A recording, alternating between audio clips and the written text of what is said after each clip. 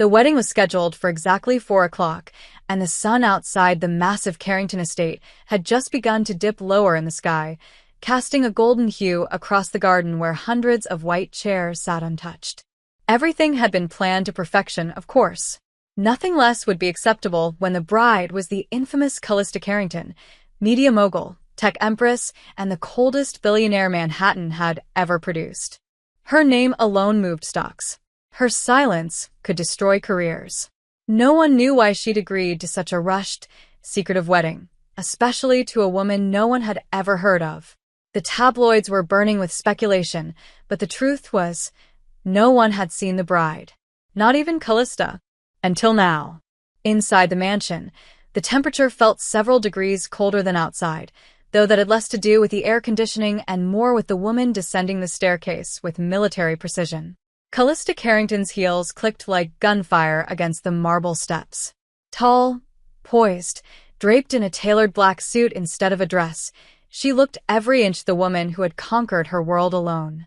Her hair was pulled into a sharp, controlled twist at her nape. Her lips were bloodless. Her eyes? Icy, focused, calculating. But for the first time in 20 years, her hands were trembling. Not visibly. God forbid anyone saw Callista Carrington show weakness, but internally, her pulse betrayed her. Her assistant, Miles, whispered something about press protocol, about the judge arriving early, about the imported orchids in the wrong spot. She didn't hear a word. Her mind had split open the moment she heard the bride's name on the paperwork yesterday. Selene Vega. And that couldn't be possible. Selene Vega was gone. Disappeared without a trace from Callista's life 15 years ago, leaving only silence and a trail of questions that had never stopped burning. Callista had tried to convince herself it was a coincidence. A different Selene. A common enough name, perhaps. She hadn't even looked at the photo in the file. Wouldn't. Not until today. The ceremony was unorthodox. No guests. No family. Just a legal arrangement between Callista Carrington and the bride no one wanted. That was how Miles had referred to her in hushed tones, as if she were a ghost in a pretty dress. An orphan. No assets. No connections. A legal merger, nothing more. You don't even need to talk to her, Miles had said. Sign the paperwork. Take the photos. Get it done. But now, standing at the edge of the garden path with her breath locked in her throat, Callista felt the world slow. Because the woman waiting at the altar, in a simple but devastatingly elegant gown of ivory satin, wasn't a stranger. It was her.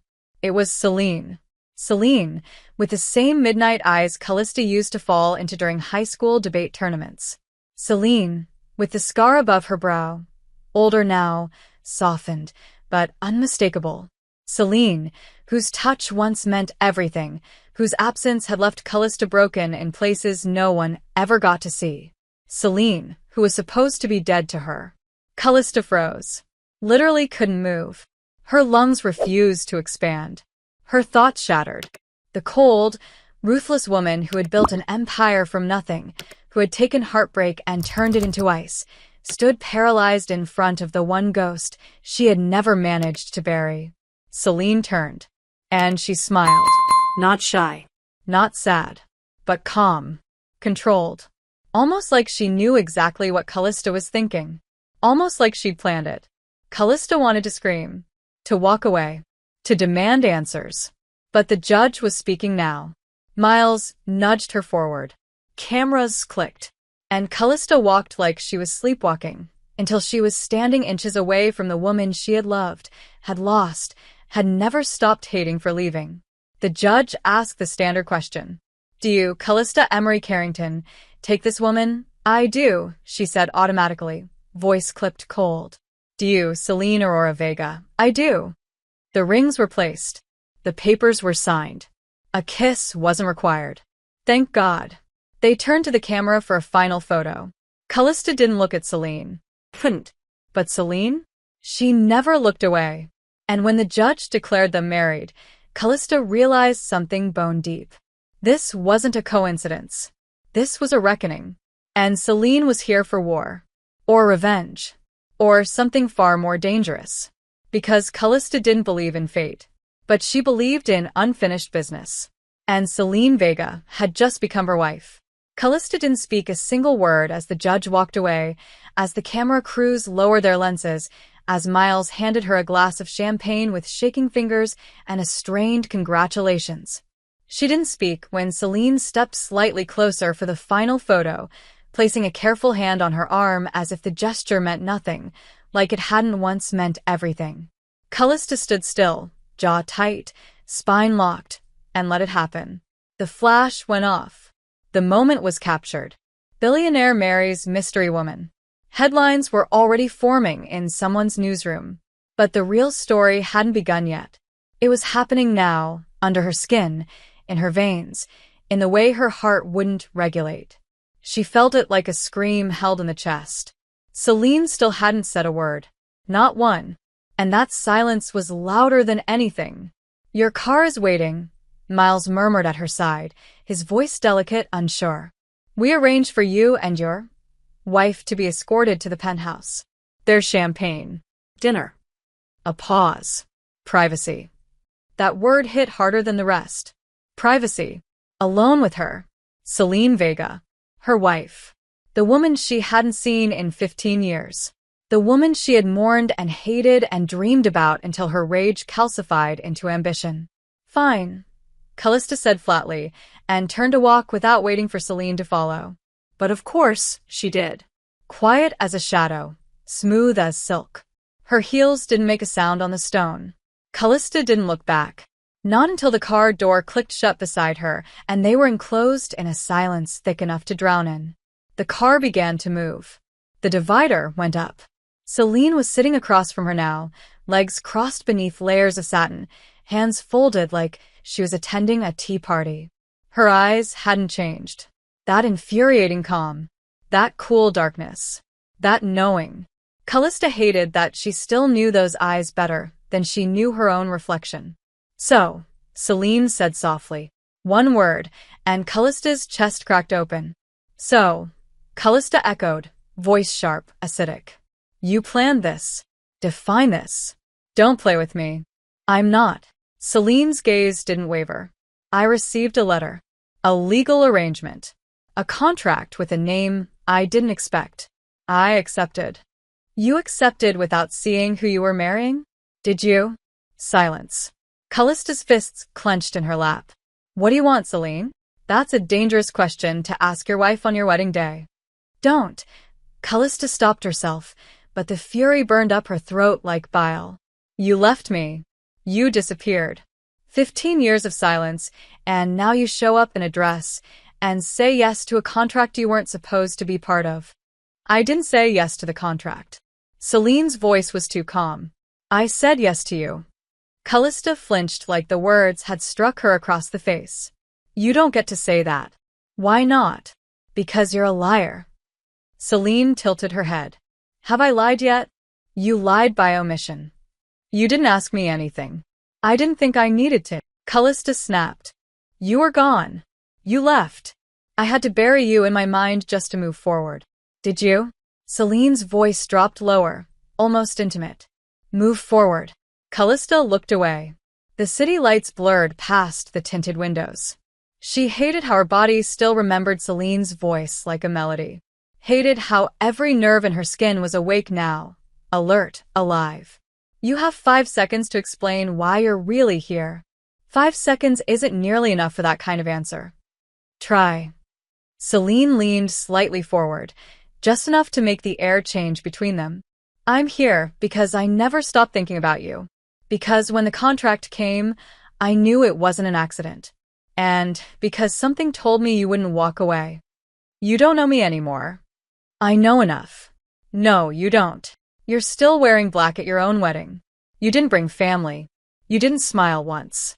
You said, 'I do,' like it tasted like blood." Callista's heart pounded. "And you," she countered. "You wore white like you're innocent. You smiled like you know something I don't. And you walked into this marriage like it's a game." Selene's eyes flickered. "It's not a game, Callista." "Then what is it?" "It's a beginning." The car slowed.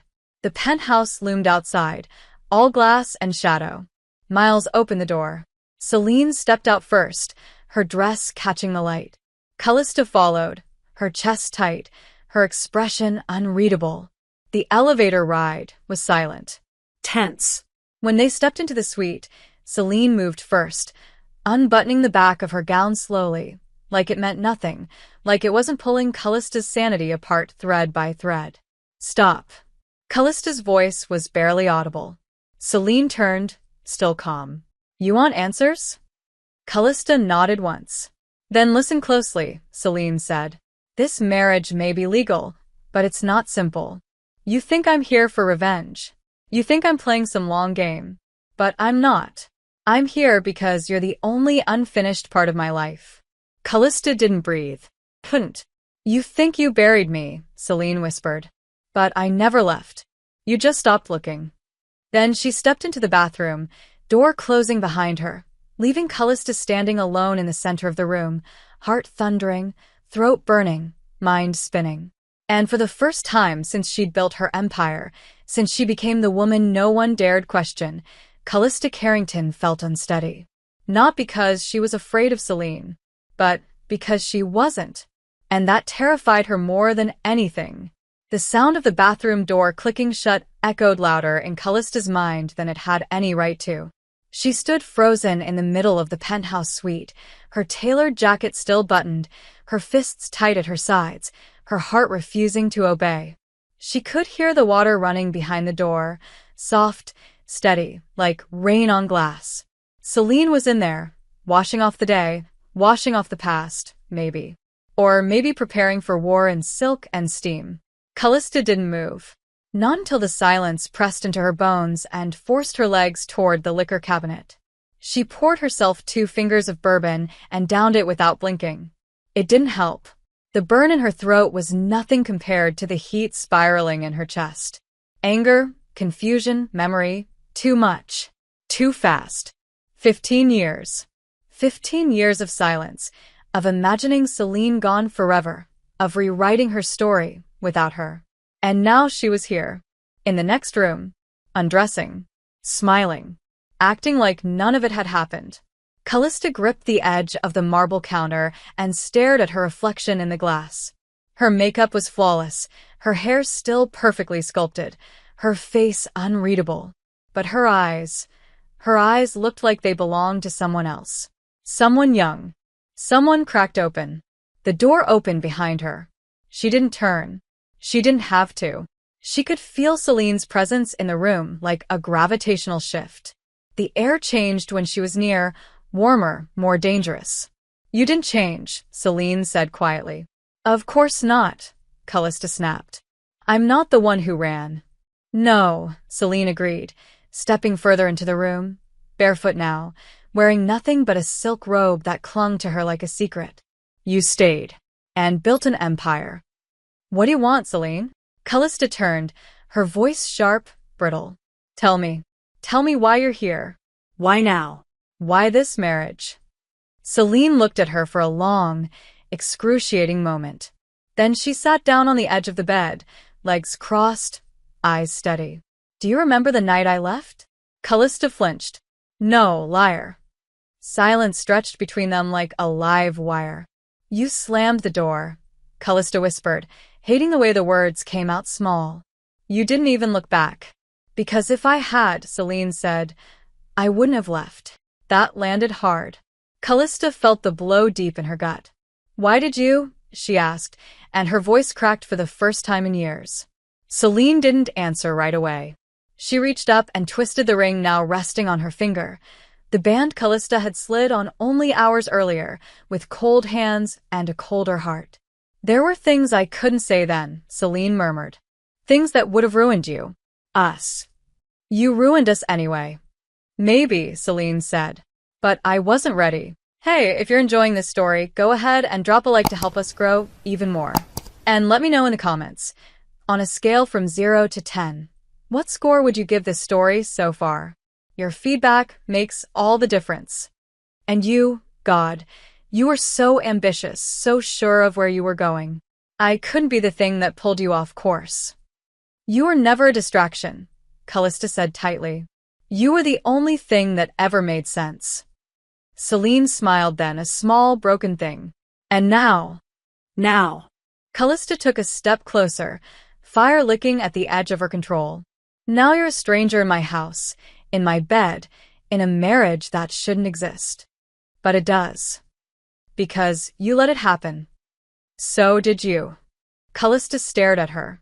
What are you doing, Celine? Reminding you who we were. We're not those people anymore. Aren't we? Celine stood slowly, and for the first time that night, Callista stepped back. Just one step. But Celine saw it. Her eyes flicked down to Callista's shoes, then back up, sharp and knowing. You're afraid of me. I'm afraid of what you make me feel. Good. That word, low, sultry, devastating, ripped through Callista like a blade. Celine moved closer. Close enough that Callista could see the tiny gold flecks in her irises, the faint mark of a long-healed scar, the fullness of lips she'd memorized in another life. Do you remember, Celine whispered, that summer after we graduated? Your father caught us in the guest house. Don't, Callista said, her voice thin. You wore my sweatshirt. Nothing else. And you told me, stop. That if the world found out, you'd burn it all down just to keep me. Celine. Did you mean it? Callista swallowed hard. Her hands trembled. She hated her body for betraying her. Hated how her heart had never learned how to lie when Celine was near. It doesn't matter. It matters to me. I can't go back. I'm not asking you to. Celine leaned in, her lips just inches from Callista's ear. I'm asking if you ever stopped loving me. That broke something. Callista turned away, walking to the window, arms crossed so tightly it hurt. The city below glittered like a lie. She didn't answer. Couldn't.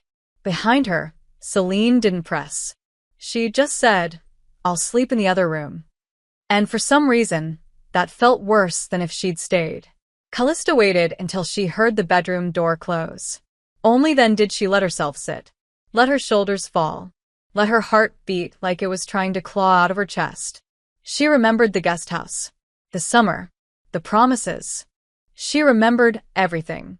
And she didn't know what scared her more. How much she hated Celine, or how much she still wanted her. Callista woke before the sun, a habit carved into her body from years of building empires and surviving on the sharp edge of control. But today, something was different. Her sheets were tangled. Her throat dry. Her skin too alert. And the silence in the penthouse wasn't peaceful. It was electric. She sat up slowly, one hand braced on the mattress, the other brushing her temples. Her dreams had been fragmented, flashes of skin and memory, and Celine's voice like smoke curling through her ribs. She hated that.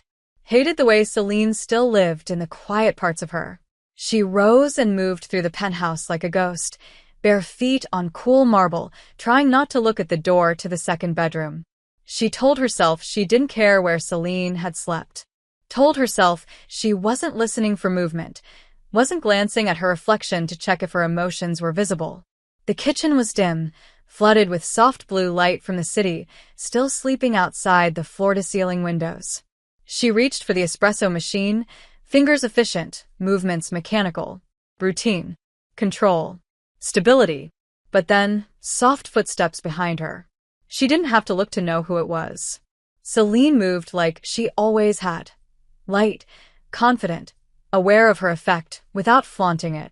You're up early, Celine said, her voice still morning rough and far too intimate for the distance between them. Callista didn't turn. Old habits. Some habits are hard to break. Callista heard the double meaning and ignored it. Do you want coffee? If you're offering. I'm being polite. Polite looks good on you. That earned Celine her first glance. Callista turned, slowly, and found her standing in one of Callista's own shirts. Oversized, soft, charcoal gray, hanging off one shoulder like it had been styled by memory. Her legs were bare. Her hair was pulled back messily. She looked out of place and perfectly at home, and Callista's pulse jumped in betrayal. You went through my closet, she said, too sharply. Celine lifted an eyebrow. You married me, but I can't borrow a shirt? This isn't a real marriage. Isn't it? Callista clenched her jaw. Don't play that game with me. Celine stepped closer, taking the cup Callista handed her, without breaking eye contact. You think everything's a game. But I'm here. You're here. You put a ring on my finger. Don't remind me. I don't have to. You keep looking at it. Callista jerked her gaze away. What are you trying to prove? Nothing. Sip. Pause. Everything. Callista turned her back again, needing space, needing air. But Celine followed, quiet, patient, like she knew Callista would crack eventually. Do you remember the first time you kissed me? Celine asked softly. Callista's spine stiffened. No, liar.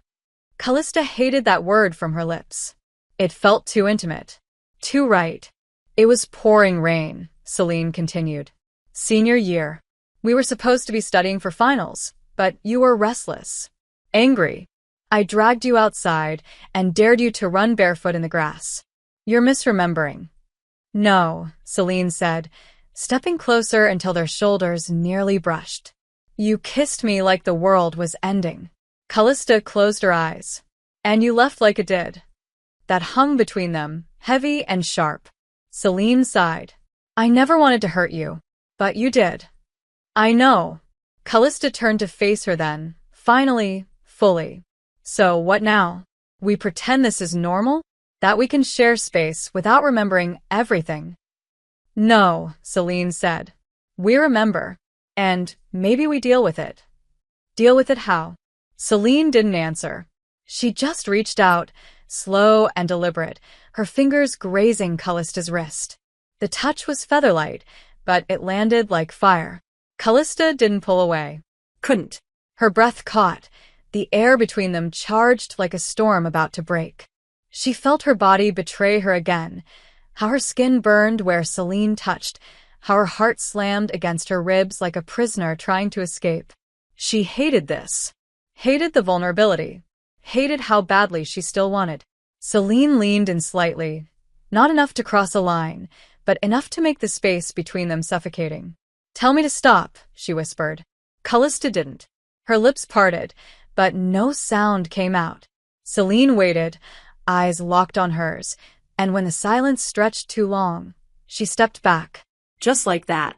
Like she hadn't just undone years of Callista's emotional armor with one near touch. I'll be in the study, Celine said softly, like nothing had happened. Let me know when you're ready to talk business. And then she was gone, barefoot again, the hem of the shirt swaying as she walked away. Callista stood frozen. Her hand still tingled. Her chest ached. And in that moment, she realized two terrifying things. One, Celine knew exactly what she was doing. And two, Callista was letting her. Callista had spent the last 24 hours pretending she wasn't unraveling. She went to meetings, signed papers, spoke to executives with her usual sharp efficiency. But none of it felt real.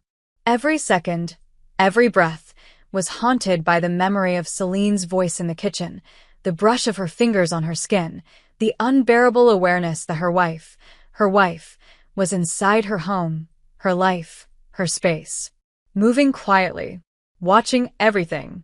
That night, Callista came home late, deliberately, hoping Celine would be asleep. But of course she wasn't. She was in the study, curled into the corner of the leather armchair, reading one of Callista's books.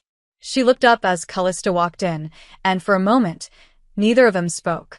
The silence was sharp, fragile. Callista exhaled slowly. You don't have to wait up for me. I wasn't, Celine said, setting the book down. This room just feels familiar. You were never in it. Not this version, Celine agreed. But you always said you wanted a space like this. Big windows. Dark wood. Silence. Callista didn't answer. She moved to the bar, poured herself a drink, stared out the window. Stop doing that, she said finally. Doing what? Talking like you know me. I do. No, you knew who I was. She turned. 15 years ago. I knew who you were before you built the walls. Before the sharp suits and the silence. Don't pretend you know what I've been through. Then tell me. That stopped her. Celine's eyes were calm, steady, but there was something underneath, something trembling. Callista set the glass down too hard. You don't get to ask questions. Then why did you marry me? Because I didn't know it was you. And now that you do? Now I want you gone. Liar. The word landed like a slap. Callista's chest tightened. Stop calling me that. Then stop lying to yourself. You think you can just show up, and what? Undo everything. No, Celine stood, slow and deliberate. I think I can remind you of the truth. You don't know what the truth is. Then tell me what happened the night I left. Callista's jaw clenched. You know what happened. No, I know what I remember. I remember a phone call. I remember your voice, cold and distant. I remember you telling me to disappear and never contact you again. Because you were going to destroy everything I'd built. I was trying to protect you by walking away, by taking the fall. The room went silent. Callista blinked. What? Celine stepped closer. You never read the reports, did you? I buried everything. Of course you did. Celine's voice was soft now, but sharp at the edges. Your father's company was being investigated. Someone leaked documents. I was blamed. Because you leaked them. No, Celine said. Because I found them. The room tilted. Callista gripped the edge of the desk. You said nothing. I said enough to save you. You left me. I chose between your future and our relationship. I chose you. Callista shook her head. You made that decision without me. Because if I told you, you would have burned everything to protect me. You don't know that. I do. Celine stepped even closer now. Because you loved me. And I loved you. And I wasn't going to let your life crash because of something your father did. Don't bring him into this. Why not? He's the reason we lost everything. Callista's breath came fast now. Her chest was heaving. You think I didn't suffer? You buried me. I buried myself, she snapped. Because I couldn't breathe without you. Because every room reminded me of you. Because I couldn't understand why the one person I trusted vanished like I never existed. Celine's expression cracked. Just a little. I wrote you a letter. I never got it. He burned it, she whispered. Who? Your father. Callista went still. He said if I ever contacted you again, he'd ruin you. He wasn't bluffing. You let him control you. I let him protect you. The silence that followed was deafening. Then Callista's voice came, low and dangerous. You had no right. Maybe not. But I made a choice. You made the wrong one. Celine nodded slowly. I've lived with that every day. The room was hot now, stifling. The air between them burned. Callista's hands were shaking. She wanted to hit something. Scream. Cry. Instead, she did something much worse. She stepped forward and grabbed Celine's wrist. Not hard, not soft. Just enough. Their faces inches apart. You don't get to rewrite history, she said, voice trembling. You don't get to waltz back into my life with your calm voice and your stolen shirts and your sad eyes and pretend like we can fix this. I'm not pretending, Celine said. I'm here. You shouldn't be. And yet, she leaned in. Callista didn't move. Couldn't. Their lips were so close it hurt. Her heart was a riot in her chest. If you kiss me, Callista warned, I'll hate you more than I already do. Then hate me, Celine whispered. And she kissed her. It wasn't soft. It wasn't tender. It was raw, painful, years of silence and betrayal colliding in one impossible, perfect, devastating moment. Callista kissed back like she wanted to tear Celine apart, like she wanted to drown in her and destroy her at the same time. And when she finally pulled away, breathless, trembling, furious, she slapped her. The sound cracked through the room. Celine didn't move, just blinked slowly, lips swollen, breathing hard. That's fair, she said. Callista turned away, heart racing, hands shaking. Get out, she whispered. Get out before I do something I can't undo. Celine left. Quietly. No words. No glance back. And Callista sank to the floor, every part of her breaking open. Callista didn't sleep. She didn't even lie down. After Celine walked out, the door closing with that soft, infuriating calmness of hers, Callista stayed on the floor, knees pulled tight to her chest, eyes burning but dry. Her chest ached with something sharp and formless, something she refused to name. She wasn't crying. She didn't cry. Not even when the board turned on her 5 years ago. Not when her father died and left behind a legacy of secrets. Not when she signed the contract that led her here. But this night, Celine's lips, Celine's truth, Celine's silence after the slap, this had cracked something in her. And Callista didn't know how to close it. When the light outside began to shift, bleeding gray into the dark corners of the room, she finally stood. Her muscles were stiff, her mind fogged, her hands trembling as she made her way to the bathroom. The mirror didn't lie. Her skin was pale, her eyes haunted, her mouth red and raw. She touched her lips and hated the way they still felt kissed. The shower was scalding hot, but it didn't burn enough. Nothing could. She dressed in silence. Charcoal blouse, sharp trousers, a watch worth more than most people's salaries. Armor, piece by piece. By the time she entered the living room, the sun had fully risen, and Celine was gone. Not gone. Her things were still in the guest bedroom. But the apartment felt emptier, colder. Callista walked into the kitchen expecting to see her sitting at the counter again, barefoot, infuriatingly calm. But there was no trace of her. Just a plate with 2 pieces of toast, one of them buttered exactly the way Callista liked it. She stared at it for a full minute before tossing it in the trash. Miles called at 9:07 sharp. She answered with her usual clipped tone. Updates. You have a call with the Tokyo investors at 11. The security team reviewed last night's footage. Everything's clear. I also sent you the updated proposal for the Vega-Carrington merger. The name hit her like a punch. Don't call it that. That's what the legal team labeled it. Change it. Yes, ma'am. She hung up. Her fingers tightened around her phone. Vega-Carrington. Like this was some romantic partnership. Like it wasn't built on lies and blood and unfinished history. She didn't work from the office that day.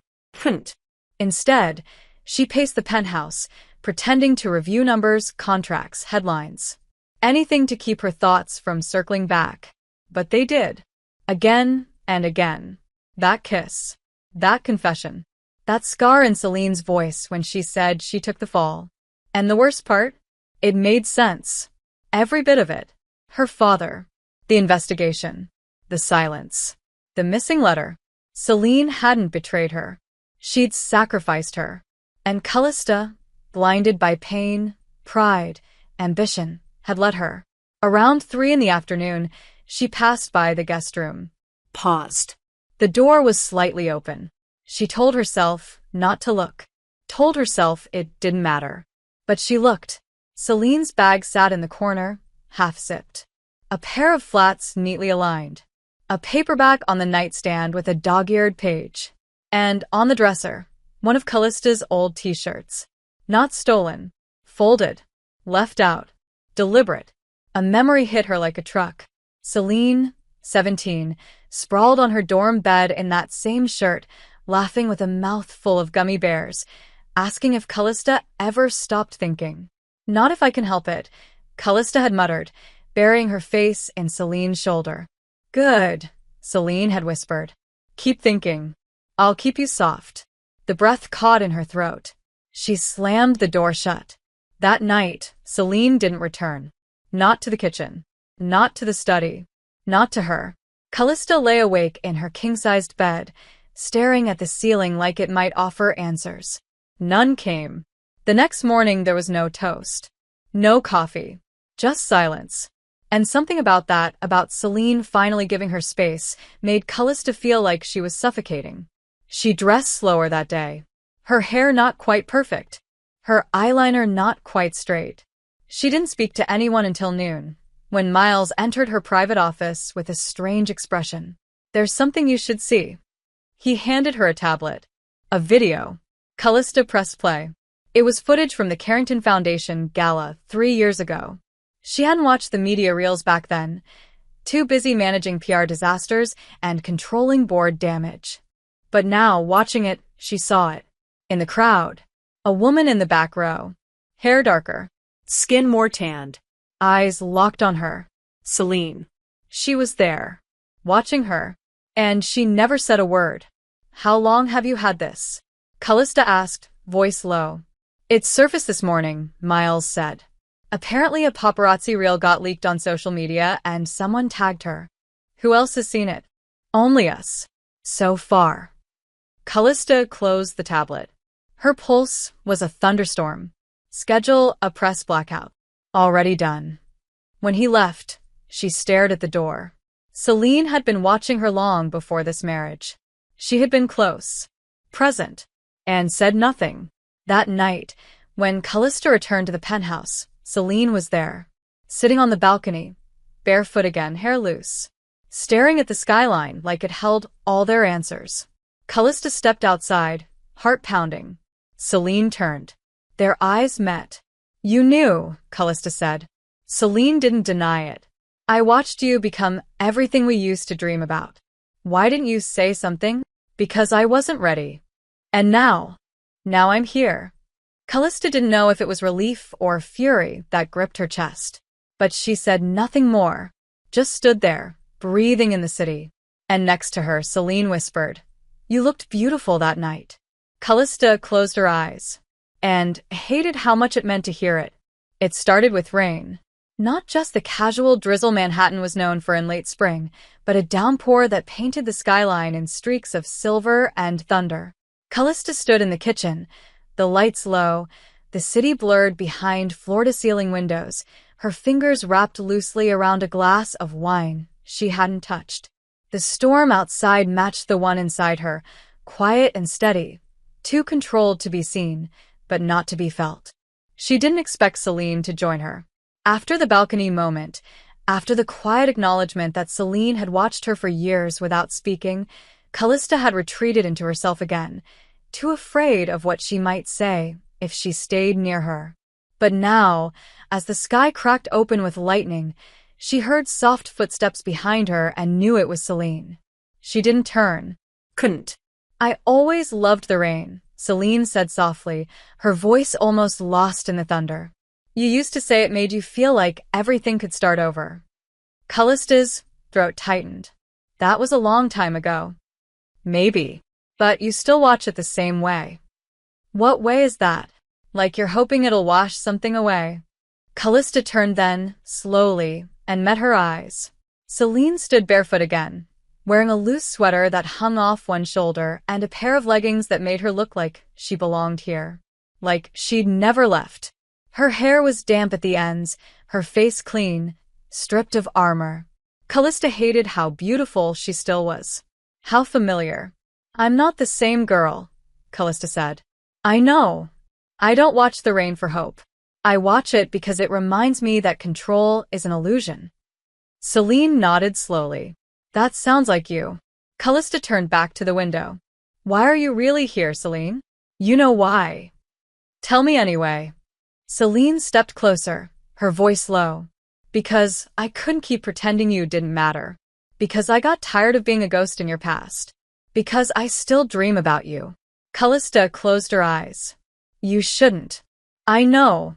A long silence passed between them, filled only by the rain. Then, softly, Celine asked, Did you ever love anyone after me? Callista didn't answer right away. Her voice, when it came, was barely above a whisper. I tried. And they weren't you. That truth left her exposed in a way that made her skin feel raw. She braced herself for Celine's reaction, but it never came. Just a breath. A quiet acknowledgement. Then Celine reached out and took the glass from her hand, setting it down on the counter. Her fingers brushed against Callista's, just a graze, but it was enough to light a fire under her skin. You should eat something, Celine said gently. You haven't eaten all day. I'm not hungry. You need to take care of yourself. Don't act like you care. But I do. Callista turned to face her fully, something dangerous in her eyes. Why? Why after all this time? After everything you destroyed. Celine's expression cracked, pain flickering through her features. Because I never stopped loving you. The words hit like thunder. Callista staggered back a step, breath caught in her throat. You don't get to say that now. I know, but it's still true. Then why did you wait so long? Celine looked down. Because I didn't know how to come back. Because I thought you'd moved on. Because I was scared that if I saw you again, I'd fall apart. Callista felt something shift in her. A crack in the armor she'd spent years perfecting. She stepped closer, her voice low and shaky. And now? Celine looked up, eyes shining. Now I don't care if I fall apart. Callista didn't know who moved first. Maybe it was her. Maybe it was both of them. But suddenly they were closer, inches apart, the rain pounding against the glass behind them, the air between them thick with everything unsaid. Celine reached up and gently tucked a strand of hair behind Callista's ear. The touch was featherlight, reverent, like she was handling something sacred. Callista's breath caught. Her heart slammed against her ribs. This doesn't fix anything, she said. I know. It doesn't erase the pain. No, and I still don't trust you. You don't have to. Celine's voice dropped to a whisper. Just let me be near you. Callista closed her eyes, her defenses shattering in silence. And then, slowly, she let Celine pull her into an embrace. It wasn't passionate. It wasn't even romantic. It was quiet. Soft. Devastating. Two bodies fitting together out of instinct, out of memory, out of something too deep to name. Callista buried her face in Celine's neck and let herself breathe her in. Let herself remember what it felt like to be held, to be safe, to be known. They stood there for a long time, wrapped in silence and stormlight, the world outside blurring into nothing. Eventually, Celine whispered, Do you want me to stay in the guest room tonight? Callista didn't answer, just pulled her closer. Callista didn't know what she expected when she woke up. Maybe distance, regret. That familiar wall of silence she'd spent years building, solid and cold and always within reach. But when she opened her eyes, she was still wrapped in warmth, in breath, in Celine. The sheets barely separated them. Their legs were tangled. Celine's arm was draped over her waist like it belonged there, like it had never stopped. And Callista, God help her, hadn't moved. Her body was relaxed in a way it hadn't been in years, her mind quiet for once, her heartbeat slow, steady, betraying everything she pretended to be. She didn't open her eyes right away. She stayed in that liminal space, suspended between memory and mourning, where nothing had broken yet. Celine shifted slightly, her breath brushing against Callista's neck. The scent of her, clean skin, something floral and faintly sweet, wrapped around her like gravity. Then her voice, low and still laced with sleep. You always woke up first. Callista's eyes opened. Only because you always stole the blankets. Celine chuckled softly. I had to survive somehow. Callista turned, slowly meeting her gaze. The moment felt fragile, sacred, like one wrong move would send it shattering. Did you sleep? She asked. Celine nodded. Better than I have in a long time. Callista didn't know what to do with that. She didn't know what to do with any of it. The closeness, the comfort, the way her body leaned instinctively into Celine's without permission. I should get up, she said, but didn't move. You could stay 5 more minutes. That sounds dangerous. Only if you're afraid of remembering. I'm afraid of forgetting, Callista said quietly. Forgetting why I locked this part of myself away.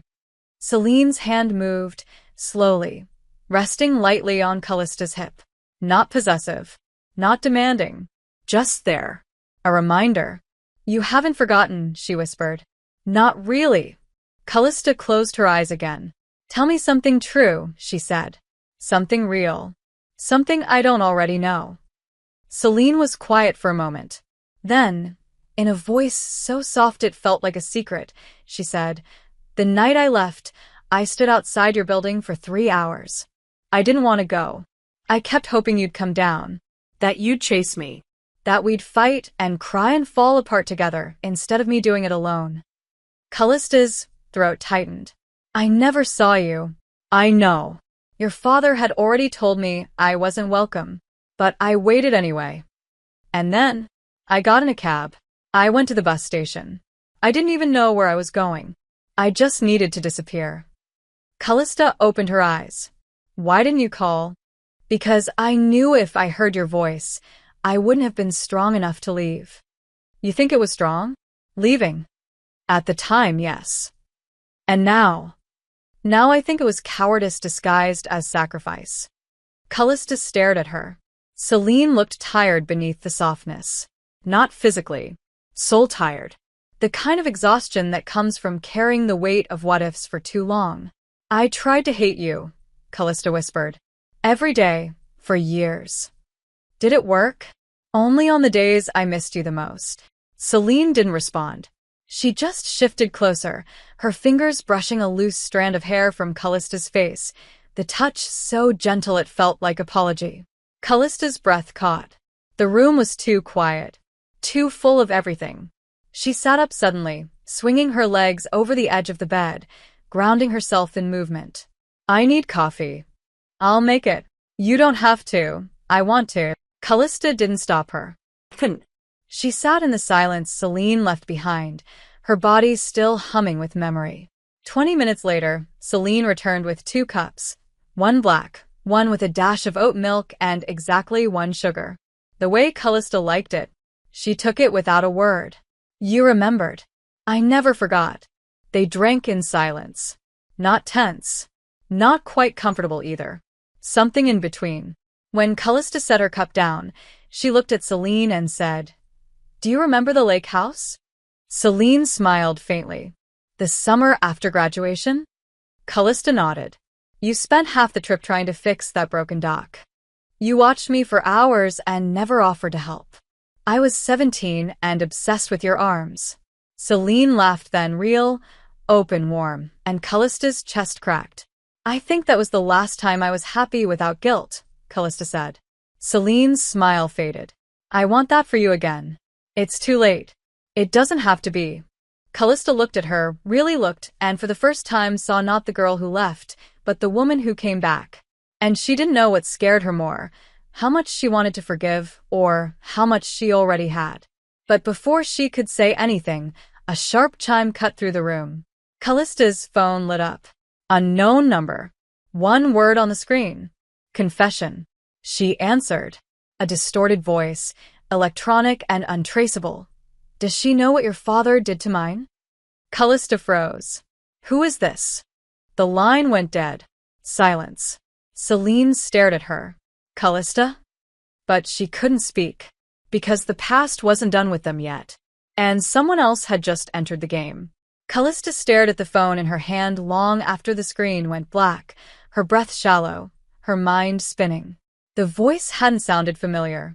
It had been distorted, masked, robotic, but the words had cut deep, sharp and deliberate. Does she know what your father did to mine? It wasn't a threat. It was a warning, a reminder, a promise. Celine stepped closer, her expression shifting from curiosity to concern.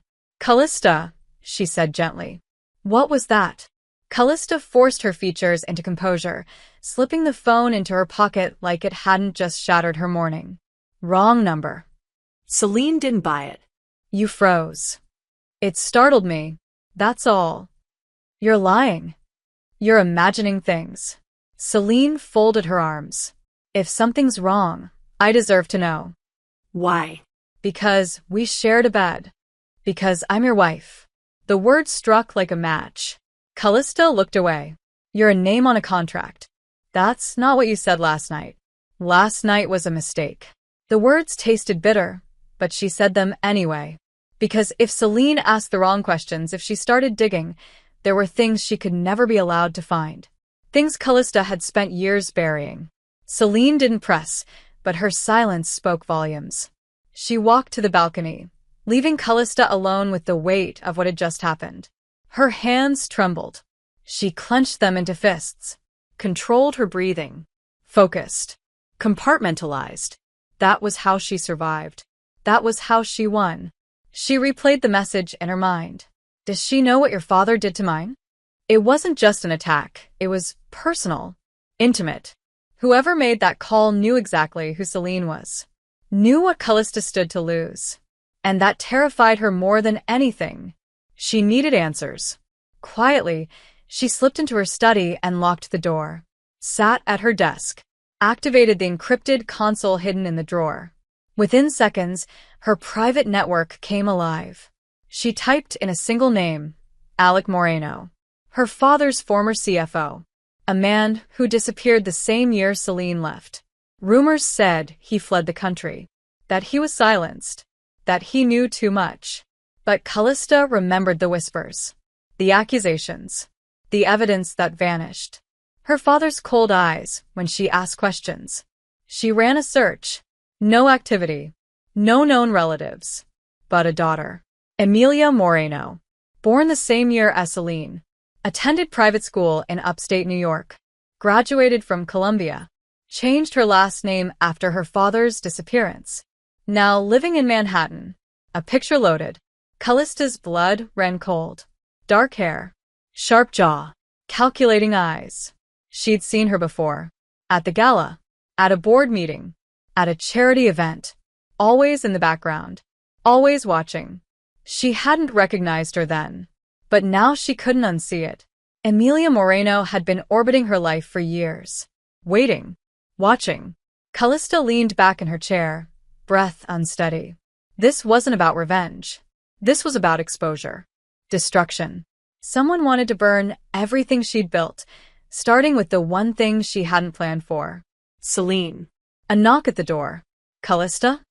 Celine's voice, soft but worried. Can we talk? Callista hesitated, then composed herself, deactivated the console, and opened the door. Is everything okay? Celine asked. Callista nodded. Just work. Celine studied her. You look pale. I'm fine. You're lying again. Let it go. Celine didn't. She stepped closer, searching her face. What are you afraid I'll find? Nothing. You flinch when I mention your father. You shut down every time we talk about the past. And now you're acting like you've seen a ghost. Maybe I have. Then tell me what it is. No, why not? Because it will change everything. Celine's voice dropped. Then maybe it needs to. Callista shook her head. You think you know me, but you don't. You never saw what it took to build this life. I saw you fight. I saw you sacrifice. You saw what I let you see. Celine reached out, fingers grazing Callista's arm. I'm not afraid of the truth. You should be. Their eyes locked. Callista's defenses were fraying. She felt it, the unraveling, the slow descent, the part of her that wanted to scream, to confess, to be held. But there was too much at stake. So she did what she always did. She retreated. I have a meeting, she said coldly. We'll talk later. Callista, drop it. And then she walked away, heels echoing through the silence. But hours later, back at the office, she found a note on her desk. Handwritten. No signature. Just a single sentence in careful cursive.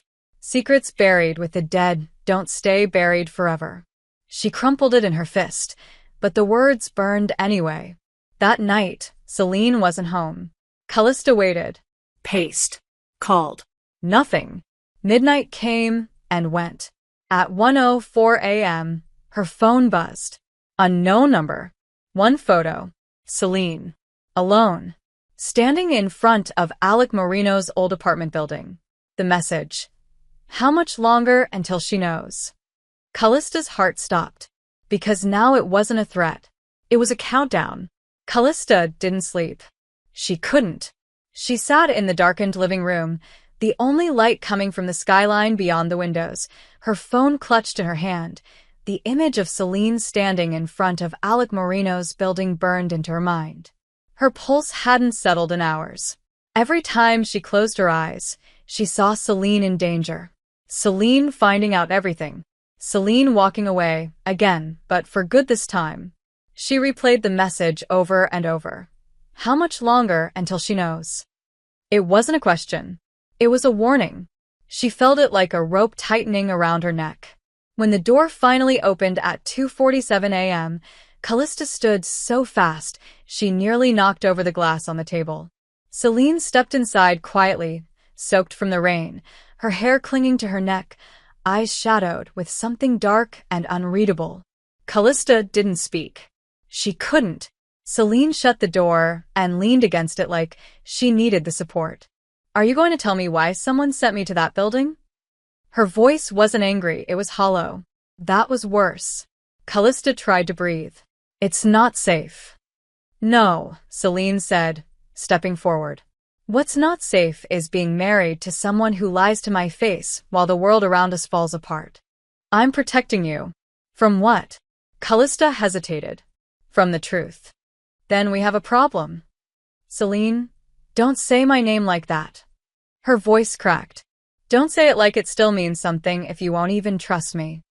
"I do trust you." "Then tell me why that building matters. Why someone is watching me. Why you've been acting like I'm going to shatter if I get too close to whatever this is." Callista's jaw clenched. Her hands trembled at her sides. "Because if you know what I know, you'll hate me. Try me." Callista turned away, pressing her fingers to her temples, fighting the spiral building in her chest. "My father wasn't who you thought he was. You don't have to protect his legacy." "I'm not." She turned back, eyes burning. "I'm protecting you from the fallout." "Callista, talk to me." "Alec Moreno," she whispered. "The man whose building you were at.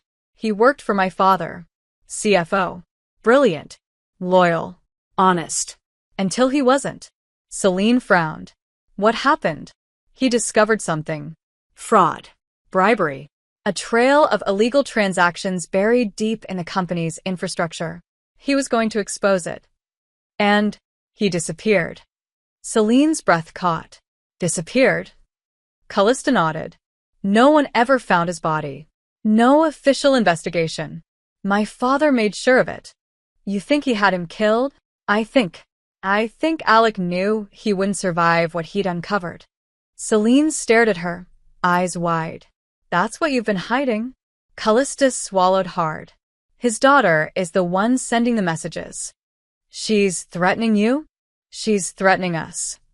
Celine stepped back like she'd been struck. "Us?" "She sent me a photo of you. Said I had a countdown." "Why didn't you tell me?" "Because I didn't want to drag you into it." "I'm already in it, Callista." Her voice broke. "You should have told me the second this started." "And risk losing you again?" "You're losing me now by keeping me in the dark." "I was trying to protect you." "I don't need your protection," Celine shouted. The silence that followed was suffocating. Callista's voice was barely a whisper. "I do." Celine froze. Callista stepped closer, her composure cracking, the cracks running deep now, raw and exposed. "You're the only person who makes me feel like I'm not drowning." Celine's eyes softened, but her voice was still sharp. "Then why do you keep pushing me away?" "Because every time I look at you, I remember who I used to be. And I don't know if I can survive losing her again." Celine's expression shattered. She stepped forward, closed the distance, her hands trembling as she reached for Callista's face. "Then stop trying to survive and start choosing me." Callista leaned in before she could think, could stop herself, and their mouths met like fire and forgiveness. This kiss wasn't like the first. It wasn't rage or punishment. It was desperation. It was memory clawing its way back into the present. It was years of silence melting into heat and longing and something terrifyingly close to hope. Celine pushed her back gently until they collided with the nearest wall, hands slipping under Callista's blazer, pushing it off, breaking through every layer of armor. Callista let her. She let herself be kissed, touched, seen. Her hands gripped Celine's hips like they were lifelines. Their breaths came fast. Their bodies pressed closer. The heat between them was impossible to ignore. But just as Celine's hands slid under her shirt, Callista stopped. Pulled back, breathing hard. "We can't." "Why?" "Because if we do this, I won't be able to let you go again." Celine's voice was low, rough. "Maybe you're not supposed to." Callista stared at her, torn open, undone, and for the first time in years, she didn't feel powerful. She felt human. "Promise me something," she whispered. "Anything. If this all falls apart, don't let me become like him." Celine's eyes shone with tears. She reached up and kissed her forehead, soft, reverent. "You're nothing like him." Callista let her forehead rest against Celine's, heart pounding. "You make me want to believe that. Then believe it." And just like that, they stood in the quiet, not fixed, not whole, but together. And neither of them saw the email that had just landed in Callista's inbox. From Emilia Moreno. Subject line: public statement draft attached. And the clock kept ticking. Callista found the email at 3:12 a.m., her inbox glowing faintly in the dark room as if the screen itself knew the weight of what it contained. The subject line was simple, direct: public statement draft attached. No greeting, no signature, no threats.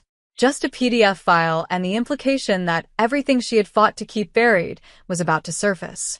She hesitated only a moment before opening it. Her breath caught as her eyes moved across the text. It was formatted like an official press release. Elegant. Clean. Deadly. Carrington Empire built on blood, uncovering the disappearance of Alec Moreno. The first paragraph detailed her father's hidden accounts, the missing audit trails, the internal silencing of whistleblowers. The second paragraph named Alec. The third named her. Callista Emery Carrington, heiress, billionaire, current CEO. Not directly guilty, the draft stated, but complicit by inheritance. Protected by silence. Built on shadows. And then came the final line, chilling in its restraint. How long will the world continue to celebrate power built over a grave? Callista's hands were cold. Her heart thundered in her chest, not from fear, but from the truth of it. Because they weren't lies. Not really. Not entirely. The statements were carefully worded, impossible to deny without dragging more secrets into the light. And Emilia Moreno had written it like someone who understood the system from the inside. Because she did. Callista closed the file and pressed her hands against her face. She had maybe hours. A day, if Emilia was feeling generous. And Celine was still asleep down the hall, tangled in sheets that smelled like trust and memory and things Callista didn't deserve. The weight of the past pressed against her spine. She stood and paced the room like a caged animal, trying to think, to plan, to find an exit.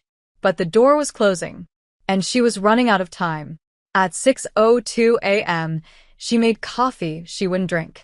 At 6:14, Celine appeared in the doorway, sleepy-eyed, hair messy, skin glowing in the pale dawn. "You're up early," she said, voice soft. Callista forced a smile. "Habit. You're pale. Coffee helps." "Does it?" Celine stepped into the room, her gaze narrowing slightly. "You're tense."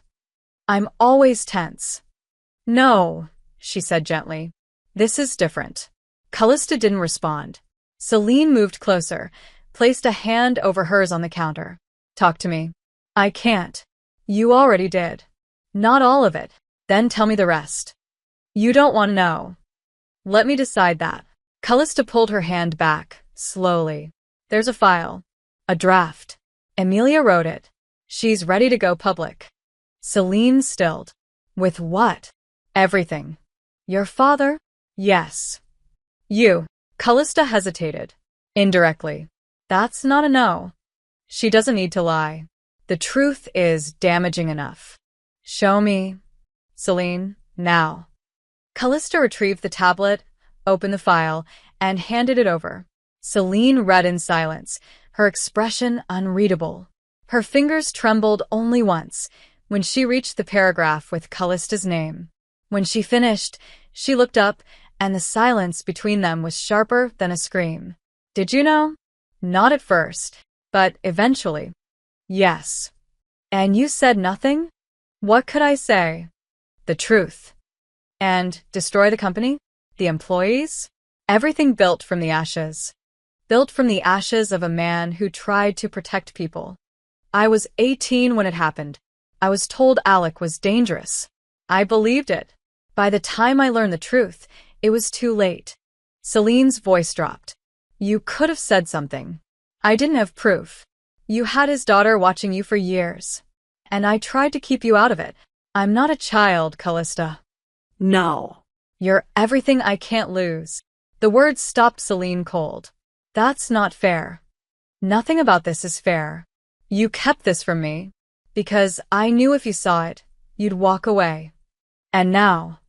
Callista stepped closer, eyes full of something she hadn't let surface until now. Now I won't stop you. Celine searched her face. What are you saying? I'll resign. Today. Step down from everything. Give Amelia what she wants. End the company, the legacy, whatever it takes. If it means you're safe. Celine's voice broke. Don't do that. Why not? Because it's not just your legacy anymore. It's ours. Not if this destroys you. I survived losing you once. I won't survive it again. Then what do we do? Celine was quiet for a long time. Then she said, we fight smart. Together? Only way we win. And then, before either of them could second guess, Celine kissed her again. Not desperate, not broken, but steady. Fierce. Certain. When they pulled apart, Callista whispered, even if this ends everything, then we go down knowing we chose each other. A soft chime interrupted them. A new message. No longer anonymous. Sent directly to Callista. From Emilia Moreno. I'd like to meet. 1 hour. Bring her. Attached, the location. A small cafe downtown. Neutral. Public. Loaded with danger. Callista looked at Celine. It's her. Celine's eyes didn't flinch. Then let's go. The cafe was almost too ordinary. Tucked on a quiet corner in downtown Manhattan, it looked like any other place where strangers shared silent breakfasts and baristas spelled names wrong on purpose. But for Callista, the air inside felt heavy, warped by the weight of the past pressing into her lungs. She and Celine entered together, the bell above the door chiming lightly as they stepped through. Neither spoke. Celine walked beside her, her fingers brushing briefly against Callista's as if to say, I'm here, and Callista held on to that more tightly than she held her own breath. Emilia Moreno was already there. Back corner table. Alone. No bodyguard. No dramatics. Just a woman with sharp eyes, black hair pulled into a sleek ponytail, and a tablet resting between her hands like a blade. She looked up the moment they approached, her gaze moving past Callista and locking directly onto Celine. Not with curiosity. With precision. Like a sniper choosing where to shoot. You brought her, Emilia said, her voice smooth, even. I wasn't sure you would. Callista didn't sit. You asked for both of us. And you obeyed. Emilia gestured to the 2 empty seats across from her. Please. Let's be civilized. Celine sat first. Calm. Controlled. But her eyes were alert. Callista followed, her pulse loud in her ears. Emilia didn't speak for a moment. She just watched them. Then she said, You loved him. Callista blinked. What? Your father. You loved him. I didn't know him, and I lost mine because of him. Celine leaned forward slightly. Why am I here, Emilia? Emilia's eyes flicked to hers. Because I wanted you to see what love built on lies looks like. Callista's hand curled into a fist under the table. If you came for revenge, say it. I came for justice. You call it revenge because you think I want blood. I don't. Then what do you want? A choice. Emilia unlocked her tablet, rotated it, and slid it across the table toward Callista. A folder was open. Dozens of files. Photos. Scans. Emails.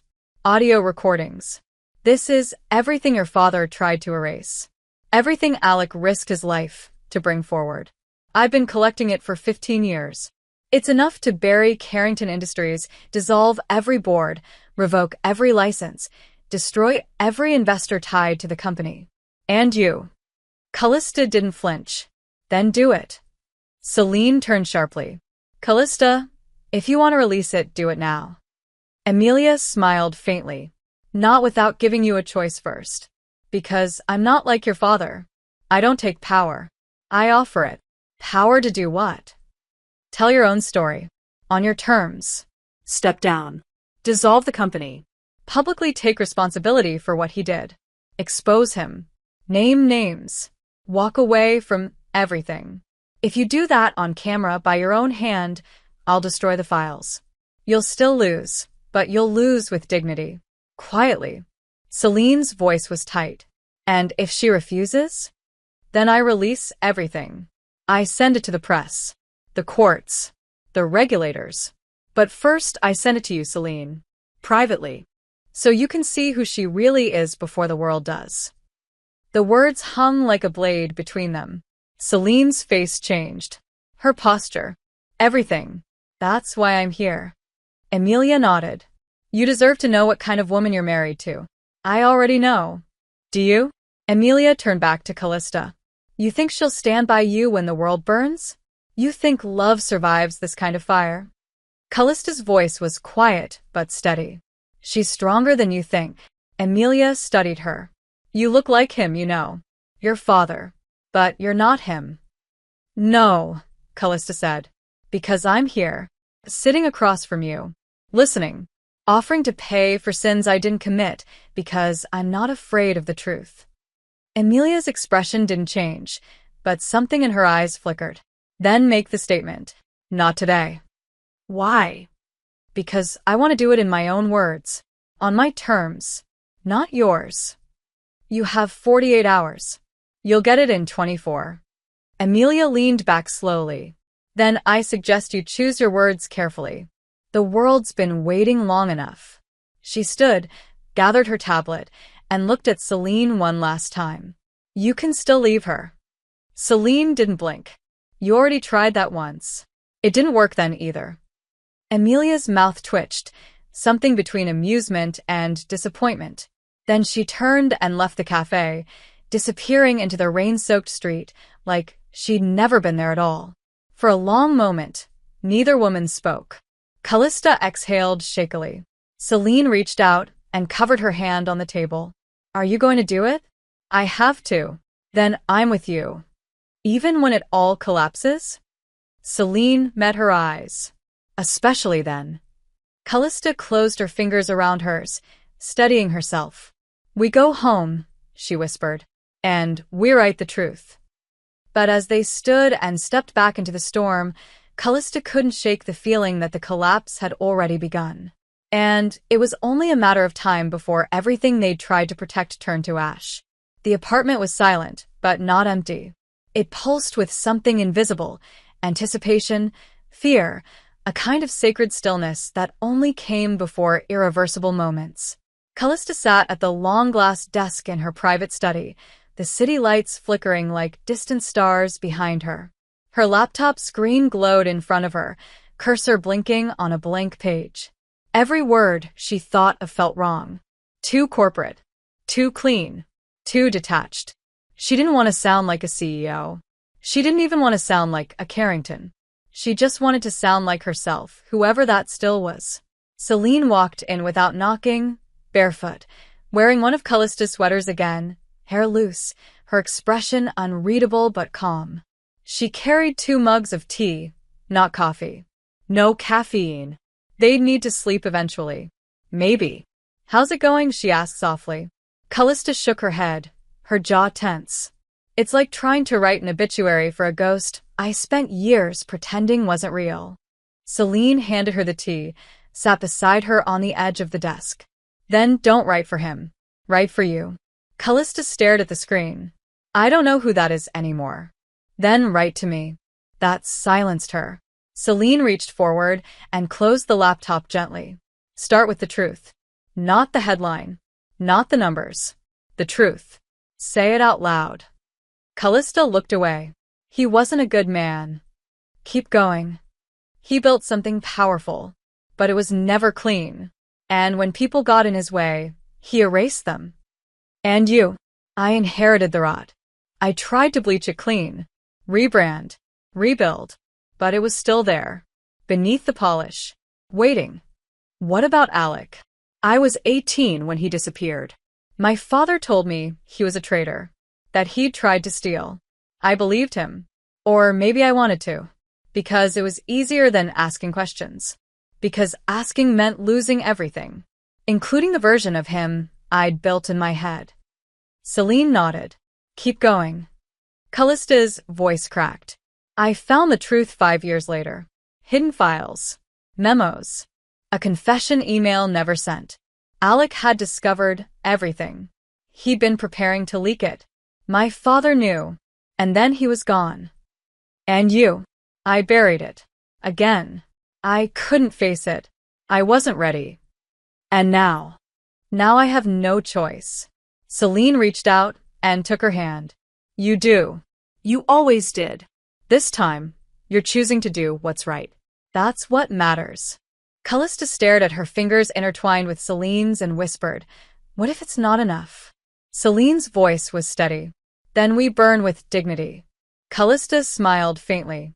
You make it sound poetic. You make it real. They sat like that for a while. No scripts, no speeches, just presence. Eventually, Callista reopened the laptop. She started typing. Slowly at first. A sentence. Then another. Her voice, her truth, shaping the words. Celine read over her shoulder in silence, occasionally offering a suggestion. Not edits, just clarity. Emotion. Humanity. At one point, Callista wrote, I was raised by power and silence. I inherited both. And for too long, I believed they were the same as protection. Celine touched her shoulder. That's it, she said. That's where it begins. Hours passed. The city faded to black. A storm rolled in, distant thunder echoing like applause or warning. When the final paragraph was written, Callista leaned back, eyes closed, exhausted but grounded. It's done, she whispered.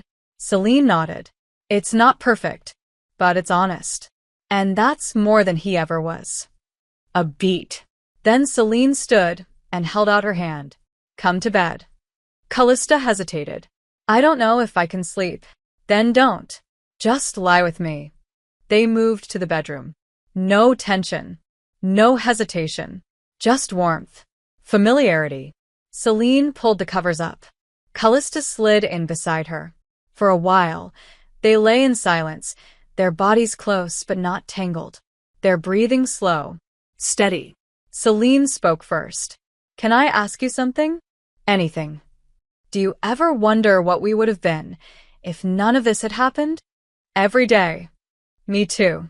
A pause. But I'm starting to believe this version of us might be stronger. Callista turned to face her, brushing Celine's cheek with the back of her hand. Why? Because we chose it. Callista leaned in, kissed her gently, soft, slow, reverent. Not desperation. Not fear. Just presence. The kiss deepened, their hands exploring each other's skin like a rediscovered language. When Callista's lips broke away from Celine's collarbone, she whispered, I don't want to lose this. Then don't. Even if everything burns tomorrow? Then we build something new from the ashes. Later, as Celine slept curled beside her, Callista slipped out of bed, walked to the desk, and printed the speech.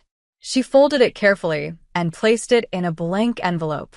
Then she did something she hadn't done in 15 years. She wrote Celine's name on the front, in her own handwriting, just in case. When she turned back, Celine was watching her. Quiet. Awake. What is that? A letter. For me? In case I lose the words when the lights come on. Celine sat up, pulled her knees to her chest. You won't. I might. Then I'll read them for you. Callista walked over, handed her the envelope. Promise me something. Name it. If I fall apart up there, don't come save me. Celine frowned. Why not? Because I need to do this alone. Just once. Celine held the envelope to her chest. Then I'll wait for you when it's done. And Callista believed her. The cameras were already rolling when Callista stepped onto the stage. The lights were blinding, hot against her skin, but she didn't flinch. She wore no makeup, no jewelry. Just a black suit, simple and unadorned. The same shade she wore the day she signed the marriage contract that changed everything. The room was silent, except for the low hum of broadcast equipment and the distant clicking of shutters. Live stream banners flashed across global news networks. Carrington's statement imminent. Billionaire steps down. Whistleblower fallout unfolds. Celine watched from the wings. Not hidden, not out of sight, just far enough that Callista could still feel her presence. She wasn't there to intervene. She was there to witness. And that was exactly what Callista needed. The podium was cold under her fingertips. Her pulse was steady, her breath controlled, but her chest burned. She looked out into the sea of faceless cameras and began. "My name is Callista Emery Carrington." Her voice echoed across the silence. Clear. Strong. Unshaking. "You know me as a CEO, a billionaire, a legacy. You've seen my name on headlines, buildings, lawsuits, foundations, stock tickers. But today, I want you to hear my name for what it really is, a weight I've carried and a truth I've buried." A pause. The silence deepened. I was 18 when Alec Moreno disappeared. At the time, I was told he was a traitor, that he stole from the company, that he betrayed us. I believed that story because it was convenient, because it allowed me to keep breathing, because if I questioned it, I would have had to question everything I inherited. And I wasn't ready to do that. She swallowed hard, fingers tightening around the edge of the podium. "But I'm ready now." She reached down, unfolded a printed page. Not a script, just reminders. Anchor points. And at the top of the page, in her own handwriting, Celine's name. It grounded her. Over the last 15 years, I've discovered truths I can't ignore. Alec Moreno wasn't a traitor. He was a man trying to do the right thing. A man who uncovered fraud, manipulation, and corruption that went far beyond one company. My father silenced him, and I did nothing to stop it. Murmurs rippled through the press. Gasps. The sound of everything unraveling. For too long, I told myself that silence was protection, that legacy was loyalty, that wealth could replace truth. I was wrong. I inherited power, but I also inherited responsibility. And I failed to uphold it. Her voice cracked, just slightly. But she didn't stop. Effective immediately, I am stepping down as CEO of Carrington Industries. The company will be dissolved. All assets will be liquidated and redirected into a trust for whistleblower protection and corporate ethics reform. Every document I have, every file my father tried to bury, will be turned over to federal investigators. She looked directly into the cameras now, her eyes burning. This is not a negotiation. This is not a rebrand. This is accountability. The room was dead silent. Callista took a breath. And then another. And then said the one thing she hadn't rehearsed. For those of you looking for someone to hate, hate me. Not the people I love. Not the woman who stayed. Not the man who tried to speak. Hate me because I was silent. But not anymore. She stepped back. Just one step. And the silence broke. Cameras flashed. Reporters shouted. The world erupted. But all Callista could hear was her own heartbeat. And Celine's voice, soft and steady, saying, "I'm here." She didn't fall. She didn't cry. But the moment she stepped off the stage, her body nearly buckled. Celine caught her before she collapsed. No words. Just arms. Just warmth. Just breath. Backstage, chaos swirled. PR team scrambled. Security tightened. Phones rang endlessly. But inside the small, quiet dressing room where Celine had brought her, there was only stillness. Callista sat on the edge of a couch, shoulders slumped, her palms against her knees. "It's done," she whispered. Celine knelt in front of her, resting her hands gently over Callista's. "You did it. I destroyed everything. You freed yourself. Then why do I feel like I can't breathe? Because you just opened your chest to the world. That takes time to close again." Callista looked up at her, eyes red but dry. "Do you still see me the same?" Celine didn't hesitate. "No," Callista flinched.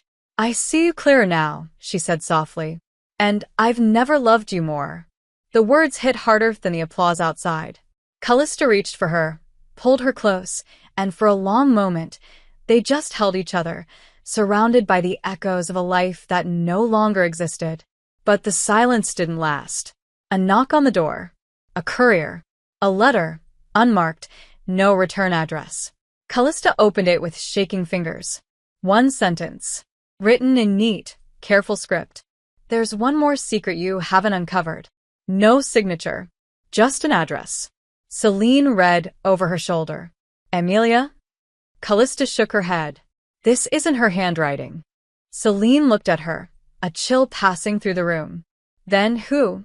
Callista stared at the letter, her heartbeat rising again. I don't know. And outside, the world kept watching.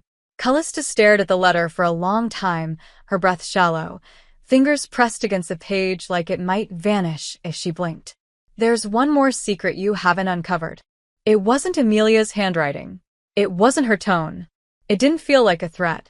It felt like a door creaking open at the end of a long, dark corridor she thought she'd sealed shut. Celine watched her silently, waiting. It's not from her, Callista said finally. I know, Celine replied. Then who? Callista didn't answer. She couldn't. She needed to see for herself. The address was uptown, an old townhouse tucked between embassies and restored brownstones, the kind of place forgotten by time and guarded by shadows. Callista didn't bring security. She didn't bring fear. She brought Celine. The silence between them on the ride there wasn't heavy. It was focused, steady. They were aligned now in a way they hadn't been in years, united not by survival, but by choice. The door to the townhouse was already ajar. Inside, the air smelled like paper and dust and something familiar Callista couldn't quite name. A woman waited for them in the foyer. Older. Sharp-eyed. Composed. She didn't offer a smile. Just a nod. Callista Emery Carrington. Who are you? My name is Meredith Cole. I was your father's attorney. Quietly. Callista's blood ran cold. You sent the letter? I did. Why now? Meredith gestured toward a small sitting room.